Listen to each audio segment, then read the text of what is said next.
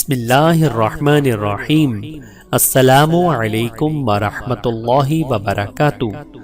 حضرت لبینہ رضی اللہ تعالی عنہا کا قبول اسلام۔ حضرت لبینہ قریش کے خاندان بنو عدی کی ایک شاخ بنی موقل کی لونڈی تھی۔ بعثت نبوی کے ابتدائی سالوں میں سعادت اندوز اسلام ہو گئی۔ اس پر حضرت عمر اپنے زمانے کفر میں اتنا ناراض ہوئے کہ ان کو روزانہ مارا کرتے تھے۔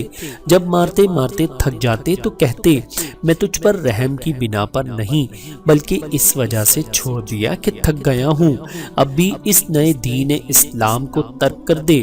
وہ نہایت استقلال سے جواب دیتی کہ ہرگز نہیں، تو جتنا ظلم ڈھا سکتا ہے ڈھالے، میں یہی کہوں گی کہ اگر تم اسلام نہ لاؤ گے تو خدا تم سے اس کا انتقام لے گا۔ بالآخر حضرت ابوبکر صدیق رضی اللہ تعالی عنہ نے انہیں خرید کر آزاد کر دیا۔ حضرت لبینہ رضی اللہ تعالی عنہا پر اللہ رب العزت کی کروڑوں رحمتیں نازل ہوں، آمین ثم آمین۔